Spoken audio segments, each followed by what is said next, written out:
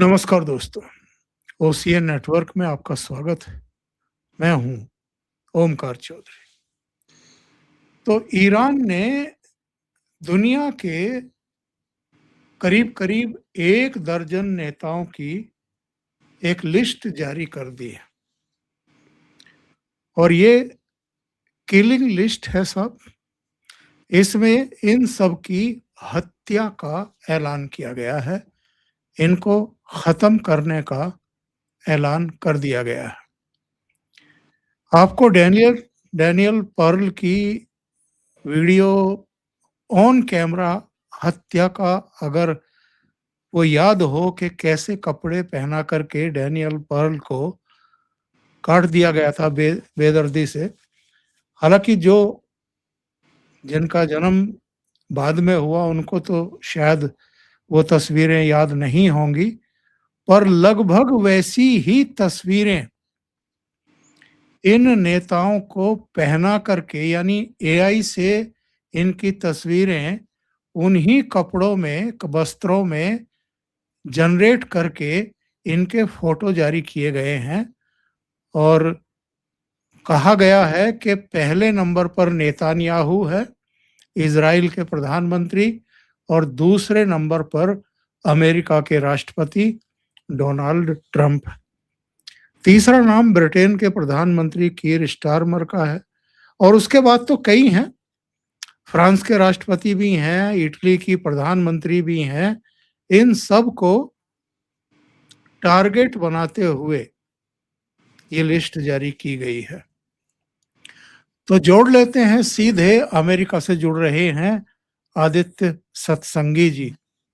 उनको जोड़ करके फिर चर्चा को आगे बढ़ाएंगे। आदित्य जी नमस्कार, बहुत स्वागत है।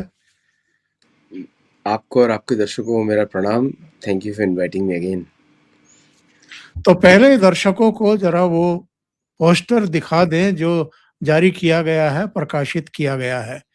ये वो पोस्टर है, सबके नाम और पद लिखे गए हैं। इसमें आप देख सकते हैं कौन-कौन नाम है। इनमें बेंजामिन नेतान्याहू, राष्ट्रपति डोनाल्ड ट्रंप, ब्रिटिश प्रधानमंत्री कीर स्टारमर, और इसके अलावा जो नाम है वो मार्को रूबियो, रक्षा मंत्री हेगसेट, फ्रांसीसी राष्ट्रपति इमैनुअल मैक्रो, इतालवी प्रधानमंत्री जॉर्जिया मेलोनी, जो भारत समेत दुनिया भर में मशहूर है, जर्मन चांसलर फ्रेडरिक मर्ज भी इस लिस्ट में शामिल किए गए हैं। कैसे देखते हैं इस घटनाक्रम को आदित्य जी? ये एक तेहरान ईरान की म्यूनिसिपैलिटी का न्यूज़पेपर है, नाम है उसका हम शहरी, और ये तेहरान की म्यूनिसिपैलिटी से कनेक्टेड है। और उसने ये लिस्ट जुलाई 11 को रिवेंज लिस्ट करके पब्लिश करी है, जिसमें 13 US, Israeli, European political military figures हैं। और इसमें प्राइम मिनिस्टर बेंजामिन नेतन्याहू भी हैं और डोनाल्ड ट्रंप का भी नाम है, और जिसके लिए ट्रंप ने बोला भी था कि मैं 1000 बम गिराऊंगा, ऐसा बोला भी था। मुझे ये लिस्ट जो है एक प्रोवोकेटिव लगती है, क्योंकि इसमें आईआरजीसी बैकिंग नहीं है। ये एक प्राइवेट न्यूज़पेपर, जैसे भारत के विरुद्ध तो कितने लोग बात कर चुके हैं। लिंडसे ग्राहम अभी रहे नहीं, तो वो भी कैसी कैसी बातें कर चुके हैं, भारत को तोड़ देना है, ये कर देना है, उस प्रकार की लिस्ट है। मुझे नहीं लगता कि इसका कोई, मैं डिफेंड नहीं कर रहा हूँ ईरानियन उसको, ये लिस्ट तो वैसे भी गलत है, इसको मैं बिल्कुल सपोर्ट नहीं करूँगा इस तरह की बातें। लेकिन मुझे सीरियसनेस यहाँ पे नहीं दिखती इस लिस्ट में कुछ भी। अब इसमें एक व्यक्ति हैं, अब इसमें लिंडसे ग्राहम नहीं है कहीं पर भी लिस्ट में, विच मीन्स कि इसको मालूम ही नहीं है कि क्या चल रहा है इस न्यूज़पेपर में। Lindsey Graham was the biggest supporter of this war. वो अभी यूक्रेन में भी थे, एक किलर ड्रोन को वेरीफाई कर रहे थे, और जो इन्होंने स्टेटमेंट्स बोले हैं इस युद्ध के फेवर में, तो इसलिए ये लिस्ट मुझे एक लगती है एक तरह की पब्लिक रिवेंज। ये सारे मुझे लगते हैं कि खमेनी के भक्त थे और उन्होंने ये न्यूज़पेपर वही चलाते हैं। तो ये मुझे लोकल डोमेस्टिक प्रोपेगेंडा की मशीन लगती है। मुझे नहीं लगता कि ईरान के पास इतनी कैपेबिलिटी है कि वो कुछ ऐसा कर सके। और इसका नाम है जॉर्जियो मेलोनी का। जॉर्जियो मेलोनी ने तो सपोर्ट किया है, वॉर के अगेंस्ट बात किया है। कियर स्टारमर ने वॉर के अगेंस्ट बात किया है। ब्रिटिश डायरेक्टली इन्वॉल्व नहीं हुए, इनडायरेक्टली इन्वॉल्व है, डायरेक्टली इन्वॉल्व नहीं हुए। फिर आप इमैनुअल मैक्रोन ने भी युद्ध में सपोर्ट नहीं किया। फिर आप देखें फ्रेडरिक मर्ज ने युद्ध में सपोर्ट नहीं किया। ट्रम्प का यही तो लड़ाई चल रहा है कि why Europeans are not supporting in this war.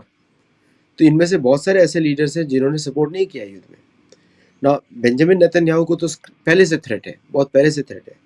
I am even surprise कि इसमें मोदी जी का भी नाम नहीं है, यू नो, क्योंकि अगर होता तो जेन्युइन लिस्ट होती तो मोदी जी का नाम तो जरूर डालते ये लोग। बट तो इसलिए मुझे ये लिस्ट इतना नहीं लगता। लेकिन nonetheless any threat is a threat, कि जिसको भी थ्रेट दिया है इन्होंने, एंड विच इज अब आप अमेरिकन मीडिया को देखिए कितना थ्रेट्स उन्होंने इशू किया है कॉन्स्टेंटली। उन्होंने तो उड़ा ही दिया, थ्रेट भी नहीं दिया, उड़ा ही दिया, पूरा लीडरशिप ही उड़ा दिया, 26 लीडर्स मारे। सो इसको मैं जेन्युइनली नहीं लेता हूँ। इशू कुछ और है यहाँ पे। इशू ये है कि ये जो युद्ध है इस समय ईरान के ऊपर जो भारी बम्बार्डमेंट हुआ है, इसकी वजह से बहुत सारा लोकल डिस्ट्रक्शन हुआ है, बहुत ज़्यादा। अब आपको मालूम है पीड़ित व्यक्ति हाय निकालता ही है हृदय से। तो ये वो वाला इशू मुझे लगता है कि इनके किसी परिवार के मेंबर्स का इस तरह कुछ हुआ होगा वहाँ पे इंसिडेंट, और इसलिए ये लिस्ट निकाली गई है। इसको IRGC ने भी बैक नहीं किया है, ईरानियन फॉरेन मिनिस्ट्री ने भी बैक नहीं किया है, और किसी भी ऑफिशियल तरीके से इसको रिकॉग्नाइज नहीं किया गया है। सो मुझे ये वो लगता है। अब यस आदित्य जी, ये तस्वीर देखिए, ये उस दिन की हैं जिस दिन अंतिम क्रिया की जा रही थी खमेनेई की, और उस समय प्रदर्शनकारियों के हाथों में भी डोनाल्ड ट्रंप और नेतान्याहू वगैरह के पोस्टर थे। बल्कि लगभग सभी दिन जब जब ये शोक वगैरह मनाए जा रहे थे, प्रोग्राम आयोजित किए जा रहे थे, तो डोनाल्ड ट्रंप की बड़ी तस्वीरें लेकर के उनके ऊपर प्रहार किए जा रहे थे और उनको मारने की बात कही गई थी। एक और स्टेटमेंट में आपको मुज्तबा खमेनेई का दिखा देता हूं, जो समाचार पत्रों में प्रकाशित हुआ है। खून का बदला खून। पिता के जनाजे के बाद मुज्तबा खमेनेई का बदला लेने का ऐलान। यूएस इजराइल पर खाई कसम। तो मुज्तबा का भी बयान आया है। तो हम इसको मेरे विचार से अगंभीर तरीके से तो नहीं ले सकते हैं। जब मुज्तबा ये इस तरह की बातें कर रहे हैं तो इसका मतलब ये है कि कहीं ना कहीं से, भले ही वो म्यूनिसिपैलिटी स्तर का एक अखबार हो, पर कहीं ना कहीं से उसने ये संकेत और संदेश तो लिया है, जिससे प्रेरित होकर के ये पोस्टर जारी किया गया है। बिल्कुल, ये वहाँ का लोकल एफिलिएट हो सकते हैं, लोकल लीडर्स हो सकते हैं, डेफिनेटली हो सकते हैं। और देखिए, किसी के परिवार को आप मार दें और उसमें ऐसी भावना तो आएगी, ये साधारण व्यक्तियों में भी आती है। और अब इनके पूरे लीडरशिप खत्म हो चुकी है। द प्रॉब्लम उनके साथ है, ईरान के साथ प्रॉब्लम क्या है कि वो किसी भी तरह का रिवेंज लेने की स्थिति में नहीं है, किसी भी तरह का, पूरी दुनिया में। आपको याद होगा ईरानियों ने भारत में 2 इजरायली डिप्लोमेट्स पे अटैक करवाया था दिल्ली में। एक अच्छा 10 साल हो गए उसको, और that was the most shocking incident in Delhi. और उसके बाद भारत ने बहुत सारे प्रिकॉशंस लिए कि इनकी राइवलरी भारत नहीं पहुंचनी चाहिए, और उस तरह भारत ने रोका। तो ये पोस्टर्स लगाना गलत है, मैं तो बिल्कुल इसके खिलाफ हूँ ये पोस्टर्स लगाना। लेकिन अब जिससे वो डील कर रहे हैं, इनके पूरी टीम को असैसिनेट कर दिया गया है, तो ये स्वाभाविक ह्यूमन इमोशंस है। अब वो प्रोटेस्ट भी ना करें। देखिए एंग्लो सेक्शन का क्या होता है कि आप प्रोटेस्ट भी नहीं कर सकते, आप रिवेंज की भी बात नहीं कर सकते, लेकिन वो सारा अटैक करके चले गए। मैं इसको उस दृष्टि से देख रहा हूँ। तो लेकिन इजराइल का रिकॉर्ड, सॉरी ईरान का रिकॉर्ड रहा है कि उसने टेररिस्ट इंसिडेंट्स किए हैं, बहुत सारे किए हैं, एक दो नहीं किए हैं। हिजबुल्लाह के थ्रू, हमास के थ्रू बहुत टेररिस्ट इंसिडेंट्स किए, हूतियों के थ्रू हूतियों के थ्रू, करेक्ट। तो ये इनका टेररिज्म का रिकॉर्ड तो बहुत पुराना है। तो इस तरह की बातें करके, और आपने देखा कि ये और पाकिस्तान एक ही लाइन पे आते हैं, एक तरीके से देखा जाए तो दोनों के दोनों टेरर सपोर्ट करते हैं, एक इस ग्रुप के लिए, दूसरा दूसरे ग्रुप के लिए। भारत के लिए इसमें चिंता का विषय ये है कि ये भारत के बहुत करीब हैं, और भारत के अंदर इनके रिलीजियस हेड्स भी हैं भारत के अंदर। अमेरिका में नहीं है, बाकी किसी भी देश में जो थ्रेटन किया वहाँ पे नहीं है। भारत में इनके एक रिलीजियस हेड भी हैं। तो भारत के लिए बड़ा चिंता का विषय है कि अगर हम इनके फैक्शंस को हम भारत में सपोर्ट प्रमोट करते हैं, that is a big thing. आप थोड़ा वॉर का, लेटेस्ट वॉर का देखिए, आप एपिसोड देखिए। कल से आज तक अमेरिका ने 500 टारगेट्स पे अटैक किया है। 500 टारगेट्स में बहुत सारे सिविलियन सेंटर्स हैं, जहाँ पे अमेरिकन इंटेलिजेंस होगी या फिर इजरायली इंटेलिजेंस होगी, जहाँ पे दे अटैक देम। प्लस एक बड़े से टैंकर, ईरानी टैंकर पे भी अटैक हुआ। वो आपने देखा, यूएसएस कुर्जोन के थ्रू उन्होंने पहले इन्फॉर्म किया कि we going to disable the engine room, उन्होंने इंजन रूम पे अटैक किया। सो ऑल दीज अटैक्स के बाद ये सारे स्टेटमेंट्स आने शुरू हुए हैं। तो ये भी हो सकता है कि अमेरिकन मीडिया प्रिपेयर की जा रही है for a bigger attack by the America on Iran. Bigger attack जो अनफोर्सीन है। पीट हेक्सेल का भी स्टेटमेंट आया है, मच वर्स अटैक्स। तो कोई जस्टिफिकेशन चाहिए होगा, और मैं वेट कर रहा हूँ कि कहीं ना कहीं से ईरानी गवर्नमेंट डिनाई करे। मुझे लगता है कि ऑफिशियली उन्होंने एक्सेप्ट नहीं किया है, लेकिन डिनाई करे। अगर डिनाई करते हैं, इसका मतलब कि ये देखिए, जब उन्होंने 31 डिस्ट्रिक्ट्स में डिवाइड किया मिलिट्री ऑपरेशन को ईरान के अंदर, तब से बहुत सारा इनका जो सेंट्रलाइज कंट्रोल खत्म हो चुका है ईरान के ऊपर। अब वो 31 डिस्ट्रिक्ट्स किस तरह डिसाइड करते हैं, वी डोंट नो। और ये हमारे लिए बहुत बड़ी हार है, दुनिया के लिए बहुत बड़ी हार है, क्योंकि Iran is not a small country. जागरोस mountain का रीजन अलग है, कुर्दिस्तान का माउंटेन का रीजन अलग है। ऐसे 31 यूनिट्स हैं जिसमें सरकारें चल रही हैं, और कहीं पे भी यूनिफाइड कमांड नहीं है। The only thing which is keeping the country together is IRGC, not Khomeini, nobody else. तो इसलिए मुझे लगता है कि इस तरह के स्टेटमेंट्स और आने वाले हैं, बाकी 31 जगह से भी आने वाले हैं। और ईरानियन नेशन का इतना रिसोर्सेज नहीं है कि वो इस तरह के ऑपरेशंस को कर सके। मुझे नहीं लगता ऐसा कर सकते। सो जब हम तो बड़ा क्लोजली इनको मॉनिटर कर रहे हैं, क्लोजली इनका हर न्यूज़ को देखते हैं, एंड AI को यूज़ करता हूँ मैं extensively to search all this data. लेकिन मुझे तो इनका कोई यूनिट का दिखता नहीं है कहीं पर भी। तो मुझे लगता है कि ये जस्टिफिकेशन है, वॉर और भी बढ़ने वाला है। आदित्य जी, आप बहुत बड़ी बात कह रहे हैं कि अब तक के सबसे बड़े अटैक की तैयारी की भूमिका बना रहे हैं अमेरिकन, और उससे पहले एक आधार तैयार किया जा रहा है ताकि उसको जस्टिफाइड किया जा सके। क्या ये इसलिए हो रहा है क्योंकि ईरान जो नेतृत्व है वो बटा हुआ है, IRGC अलग तरफ गाड़ी खींच रहा है, जो वहाँ की व्यवस्था है वो संभवतः अलग राग आलाप रहा है, और एक कोई तीसरा गुट भी है जो चाहता है कि अब बस बहुत हो गया, खत्म करो इसको। लेकिन 3 धाराएं वहाँ चल रही हैं और अमेरिका की समझ में ही नहीं आ रहा है। जैसे पाकिस्तान के साथ एक समय ऐसा था जब भारत पूछ रहा था कि हमें बात किससे करनी है, चुनी हुई सरकार जो कठपुतली सरकार है उससे, या जो यहाँ का इस्टेब्लिशमेंट है यानी मिलिट्री है, या जो आतंकवादी हैं उनसे जाकर के हम बात करें। तो आज तो खैर भारत किसी से भी बात करने को तैयार ही नहीं है, और क्यों करे भारत, भारत की कोई मजबूरी नहीं है। तो अमेरिका भी क्या ये महसूस कर चुका है, क्योंकि अमेरिका ने सीरियसली वार्ता के लिए प्रयास किया है, समझौते के लिए प्रयास किया है।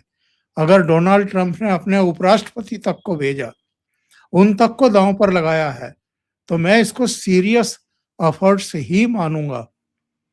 तो अब अगर ईरान समग्रता में एक सही दिशा में नहीं बढ़ पा रहा है और अमेरिका कुछ ऐसी बड़ी कार्रवाई करता है, तो फिर तो वो जस्टिफाइड होगा। देखिए क्या है कि ये बड़े युद्ध की तैयारी तो है और इंटेंसिफाई ऑपरेशंस की भी तैयारी है, लेकिन आप देखिए अमेरिका का जो पोस्चर है ये बदलता जा रहा है। एक तरीके से आप देखें कि अब जो है ऑल आउट वॉर की बात हो रही है। पहले बात हो रही थी लिमिटेड ऑपरेशंस और 31 भाग में डिवाइडेड है। जैसे आपने बताया पाकिस्तान के साथ एक समय ये हालत थी। अमेरिका को ये नहीं पता कि ऑफिशियल रिप्रेजेंटेटिव क्या है, अभी कौन है यहाँ पर। मुस्तफा खुमैनी को बोला जा रहा था कि वो उनको मार दिया गया, एक न्यूज़ आई थी बीच में कि उनको भी ख़त्म कर दिया गया है। तो ये प्रॉब्लम, और जो ईरानी जो प्रेसिडेंट है ऑफिशियल पेस्कियां, ये he is a very good person, surgeon है वो बाय प्रोफेशन। जी मुझे हाँ। नहीं लगता कि उनको कोई कंसल्ट भी कर रहा है। अराक्ची जो कि एक न्यूज़ आई थी कि अब वो नहीं रहे, वो भी थोड़ा खंडित हो गई। तो ये जो कांस्टेंट असैसिनेशन अटेम्प्ट्स हैं कि ये बाहर निकले, उन पे अटैक किया जाए, मुझे नहीं लगता ये टॉक्स कहीं अब जाने वाली है कहीं पर भी। अब मन बना लिया गया है वेस्टर्न कंट्रीज़ में, वंस एंड ऑन फॉर ऑल ईरान को पूरी तरीके से ख़त्म किया जाए। और ये इस तरह के जो थ्रेट्स हैं, चाहे वो डेलिब्रेट हो या प्लांटेड न्यूज़ हो या वो, उसको ही यूज़ किया जाएगा। आप इतिहास देख लीजिए, WMD का जो प्रोपेगेंडा था इराक के अगेंस्ट, फिर उसके प्रोपेगेंडा था, तो दीज ऑल प्रोपेगेंडाज वर यूज्ड। तो कहीं ना कहीं इसको जस्टिफाई किया जाएगा एक्सपेंडेड मिलिट्री ऑपरेशन को। मुझे यही बस लगता है, इसमें और कोई कंक्लूजन नहीं निकलता है। और एक और बात आप समझिए कि ईरान के विरुद्ध कुर्दों ने लड़ना मना कर दिया है। सो जो कुर्दिस्तान वाला रेबल का जो रिवोल्ट करने की कोशिश थी वो मना हो चुका है। तुर्की ने अपने बेसेस यूज़ करने से मना कर दिया, साइप्रस ने अपने बेसेस यूज़ करने से मना कर दिया। सो नाउ यहाँ पे अब, और अमेरिका ने 2 एयरक्राफ्ट कैरियर, ये पब्लिक न्यूज़ है, तो 2 aircraft carrier 20 ships proactively deploy किए हैं to go inside the Hormuz strait. तो मुझे मुझे ये लगता है कि ये वॉर अब इंटेंसिफाई होगा इन ए मच बिगर स्केल। कहीं ना कहीं पे एक स्क्रिप्ट एग्री कर ली गई है डी डॉलराइजेशन की, डी मोनेटाइजेशन की, और मुझे लगता है कि युद्ध बड़ा किया जाएगा, उसके पीछे कुछ और होगा। आप सारे इंसिडेंट्स देखिए कि वॉर इज़ ए फ्रंट, लेकिन पीछे कुछ बड़े डिसीजंस लिए जा रहे हैं। जैसे फीफा के समय में आप देखिए कि भारत का ही बड़ा डिसीजन आया, क्रिप्टो हम यूज़ नहीं करेंगे। Okay, so it's a front for something else. लोग तैयार रहने चाहिए अमेरिकन से स्पेशली। कोई फाइनेंशियल डिसीजन, कोई मॉनेटरी डिसीजन या बैंक्स का कोई डिसीजंस आए, that should be more thing. ये डिस्ट्रैक्शन है ये। और ये जो बार-बार स्ट्रेट ऑफ हॉर्मुज को बंद करने का ऐलान ईरान कर देता है, हफ्ते में कम से कम 2 बार तो बंद कर ही देता है। इससे दुनिया के बाकी देश भी अब दुखी हो चुके हैं। देखिए, बहुत सारे देशों में ऑयल क्राइसिस ऑलरेडी, और इससे महँगाई वो 7वें आसमान पर पहुँच रही है।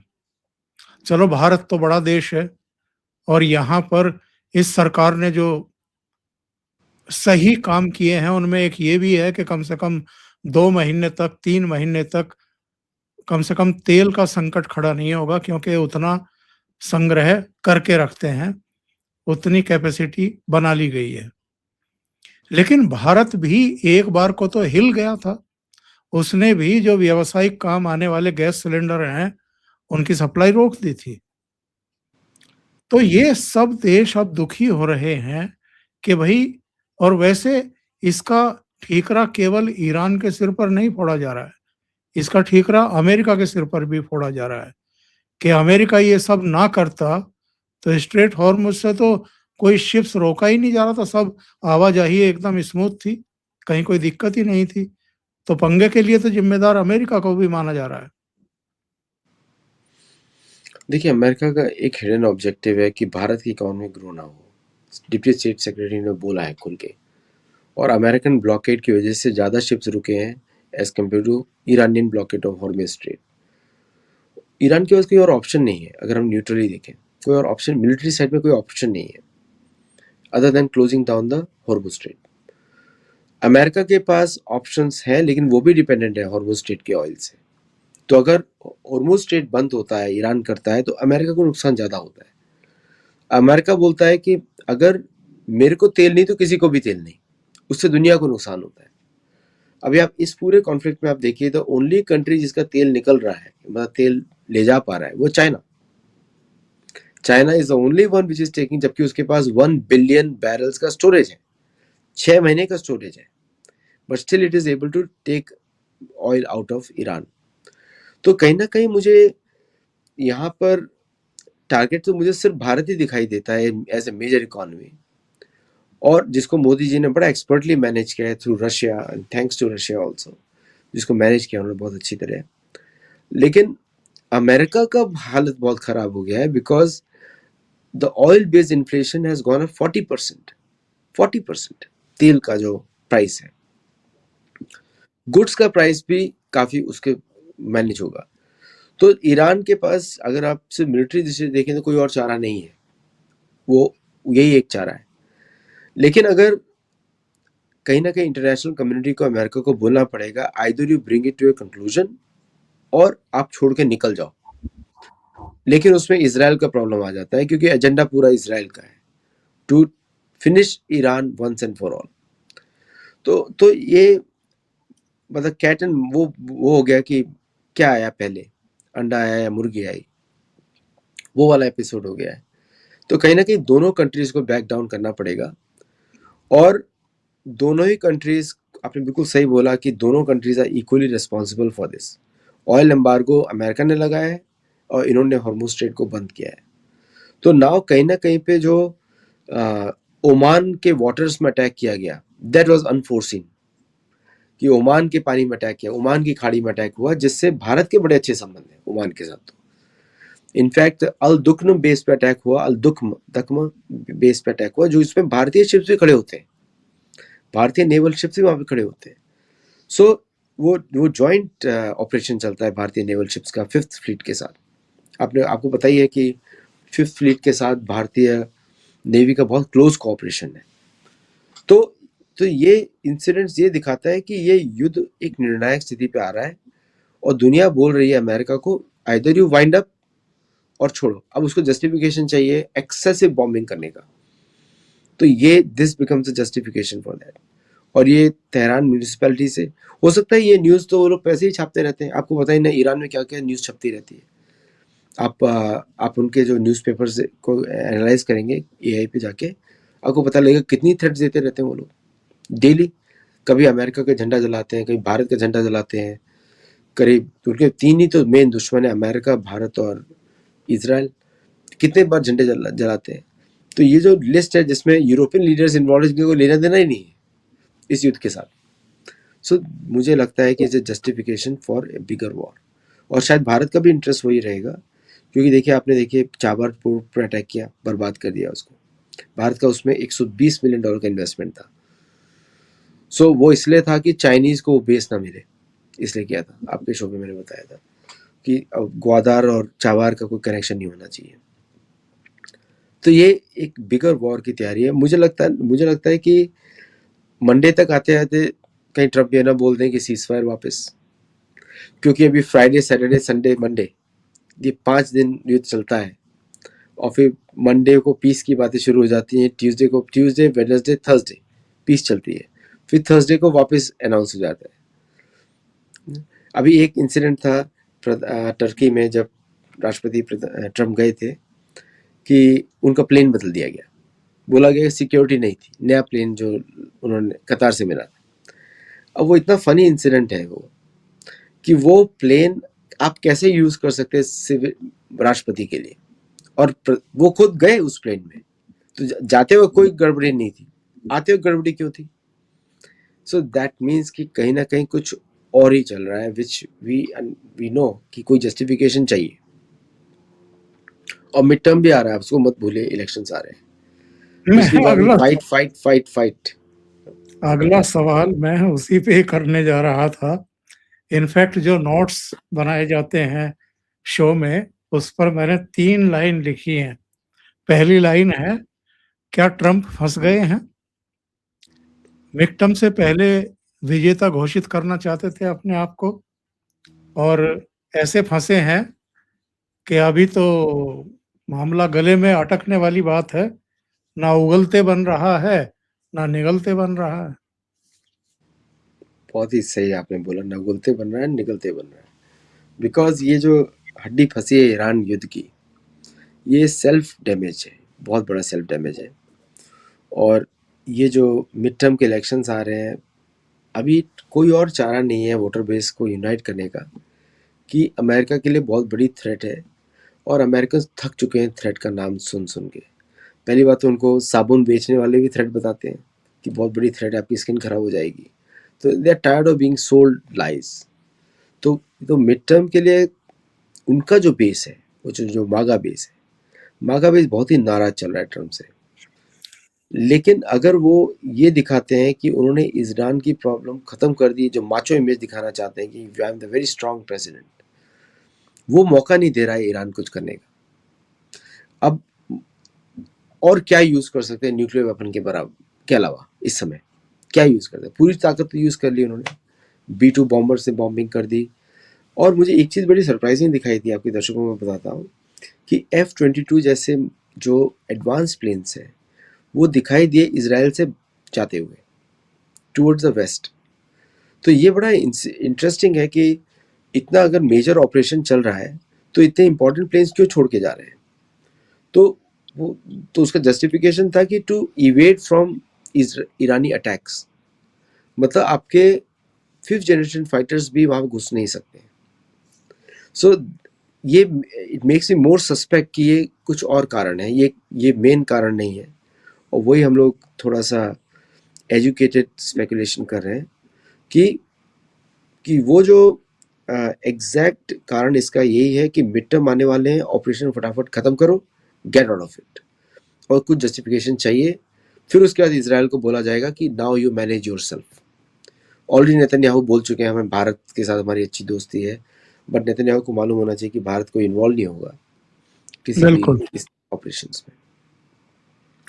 देखिए, मैं दर्शकों को दिखाना चाहता हूँ कि हमारी और आदित्य जी की ये जो अ, सोच है, थॉट प्रोसेस है, कि इन पॉइंट्स पर चर्चा हो गई है, तो अब अगला क्वेश्चन क्या हो सकता है। और जैसे ही मिक्टम पोल की उन्होंने बात कही तो मेरी हंसी छूट गई, क्योंकि मैंने अपनी नोट्स बना रखे थे अगले सवाल क्या है, और आप देख सकते हैं क्या ट्रम्प फंस गए हैं। मिक्टम से पहले विजेता घोषित करना चाहते थे खुद को, और इसीलिए फिर आदित्य जी भी मुस्कुराए कि हाँ, यही बात, अब इस पर डिस्कशन होना चाहिए था। तो आदित्य जी, इसी नोट पर आज खत्म करेंगे प्रोग्राम, और बहुत धन्यवाद आपका इतना समय निकालने के लिए, और बहुत बेहतरीन तरीके से चीज़ों को समझाने के लिए कि जो थ्रेट दी गई है किलिंग की और तमाम दूसरी चीज़ें, वो कितनी सीरियस हो सकती हैं, कितनी नॉन सीरियस हो सकती हैं। और डोनाल्ड ट्रंप भी खुद कह चुके हैं, अभी दूसरा या तीसरा दिन ही है जिसमें उन्होंने कहा है कि मेरी हत्या की जा सकती है, और जो टारगेट लिस्ट बनाई गई है उस पर टॉप पर मेरा नाम है।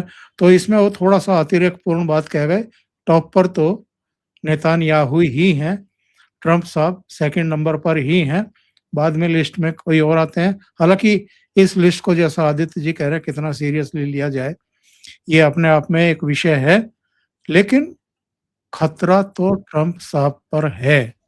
उन पर 3 अटैक ऑलरेडी हो चुके हैं, तो वो ट्रैक किए जा रहे हैं, और उनको इस बात का बहुत अच्छे तरीके से पता भी है। आदित्य जी, बहुत-बहुत धन्यवाद जुड़ने के लिए, इतना समय निकालने के लिए। और दर्शकों से निवेदन है कि आप, अगर ये चर्चा अच्छी लगी हो तो लाइक का बटन दबाएँ, वीडियो शेयर करें, चैनल को सब्सक्राइब कर लें, और आदित्य सत्संगी जी के चैनल का नाम है सत्तोलॉजी, उनको भी सहयोग करें और सब्सक्राइब करें। आदित्य जी, आप कुछ कहना चाह रहे थे शायद? एक्चुअली इजरायली लॉबी को ध्यान देना चाहिए, अमेरिकन गवर्नमेंट को ज़्यादा।